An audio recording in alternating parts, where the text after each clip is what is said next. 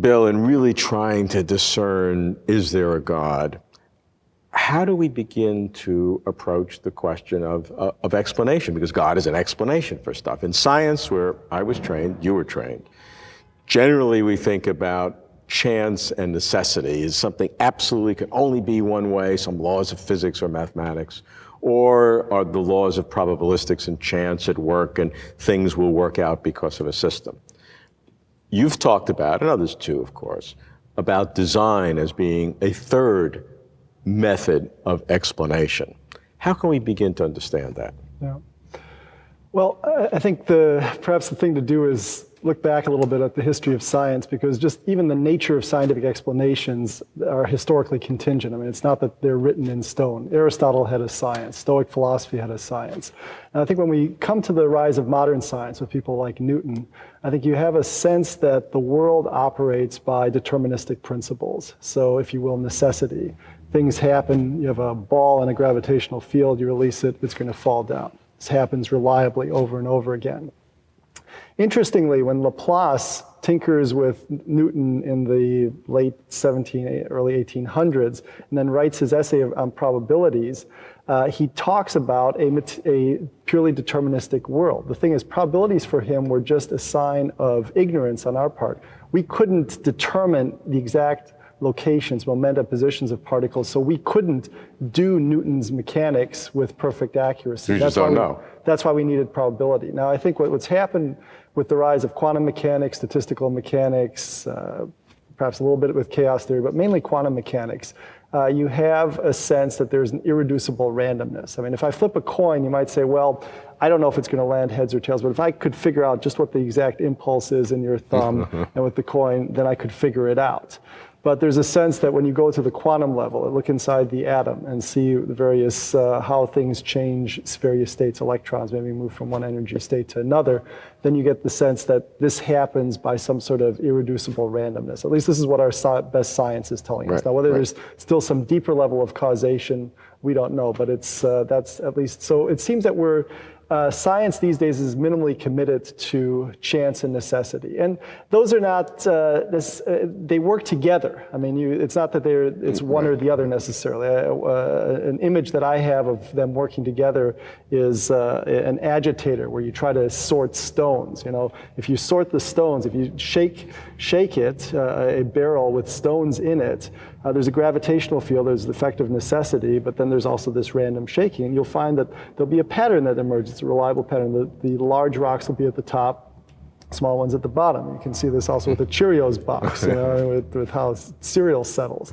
You know, so this sort of interaction between chance and necessity, I think for a lot of contemporary science, those are the only explanatory tools we need. And in fact, I'd put it to you that Darwin's theory basically is a chance and necessity theory. It's basically a trial and error sort of approach where necessity is given by natural selection, and then the chance is the random variation. And the neo-Darwinian theory, the main theory of evolution these days, is that these are random or chance errors in the DNA. So, and that's sufficient to drive everything. Well, if you're going to say that can account for everything, you will want to see some sort of justification for it. Does it really do the job? Does it do the explanatory work? Or do we need to enrich our range of explanatory options? And it seems that evolutionary theory is really the test case. I mean, somebody like Richard Dawkins will say Darwin made it possible to be an intellectually fulfilled atheist. I mean, the implication there is that this sort of chance and necessity mechanism that Darwin proposed can do all the explanatory work. Well, does it really? And how could we test that? And so a lot of my work is focused on trying to come up with, look at, if you will, indicia or markers of intelligence that would be beyond the reach of these sorts of chance and necessity approaches. If you will, chance and necessity is a resource for driving evolutionary process. Is it an adequate resource? You know, we have this, evolution is a theory of process where you can get from point A to point B. Are these purely material mechanisms that depend on chance and necessity, are they adequate to drive it? And we ask these sorts of questions in a lot of different contexts. If you're at the base of Mount Everest and you want to get to the top, What sorts of resources will get you there? Will a Chevy Nova get you there? Well, that's not going to be an adequate resource. There are others that might be.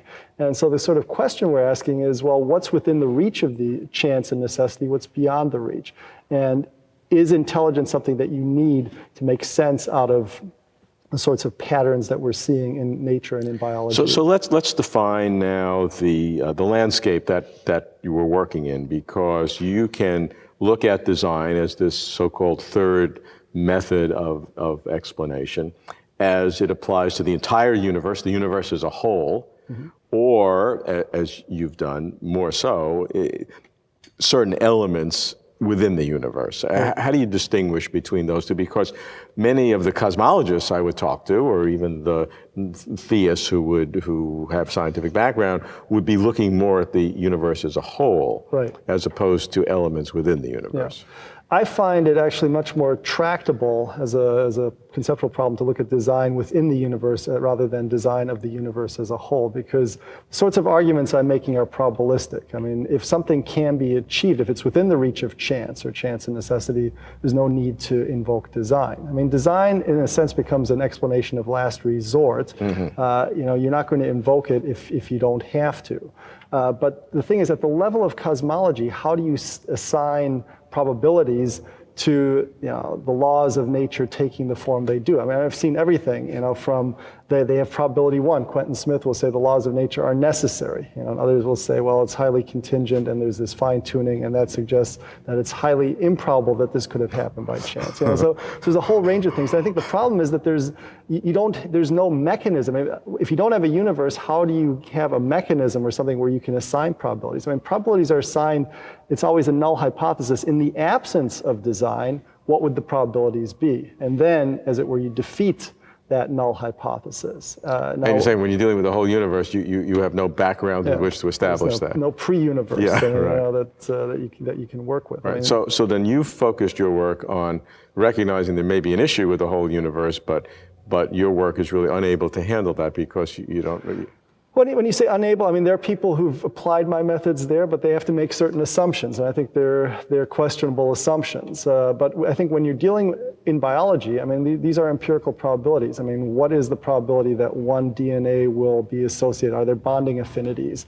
What are the degrees of freedom by which you can rearrange DNA sequences? Those probabilities are pretty well established. I mean, you can work with those. You can do experiments. You can do now there are a lot of discussion, a lot of argument that one could give about different ways to achieve that. But I'm trying to get the overview of where we are. So we're looking at specific things within the universe.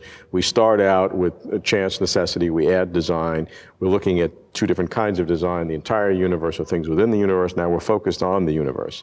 Now, what then is intelligent design? What is the program that you've developed, and how does that work in terms of searching for this potential design? Right. Well, if I had to give you a simple definition of intelligent design, it would be the study of patterns in nature that are best explained as the product of intelligence. So we're looking at certain features, patterns that we discover in nature, and we ask, is intelligence a better explanation for them than chance and necessity? Now, there can be patterns for which chance and necessity is just fine. I mean, that the pattern of rocks in this agitator, the wave patterns on a seashore. I mean, there are lots of patterns, a lot of self-organizational scenarios where things organize themselves and you get certain patterns, and those are explained apart from intelligent design. But it's looking for what are the types of patterns where we would require intelligence. Now, the thing is, you can give various thought experiments which would make it clear that nature could present us with certain things that could not be attributed to anything other than design. I mean, if for instance, we go into our DNA and we take the DNA and code it as ASCII code, and every sequence has a limerick there, and we say, oh, this is neat. Every time we look in DNA for a different person, there's a different limerick there. You'd say, well, there's something funny going on there. There's design, or if I flipped a coin and I found that I get the cure for cancer when I encode this as ASCII. This would be a magical penny. So I mean, there are things that nature could do which would convince us that there was an intelligence operating, even if we didn't have any idea of the causal story could account for that. We'd still know from the effects that we're dealing with. Now, none of those intelligence. obvious things have occurred. No.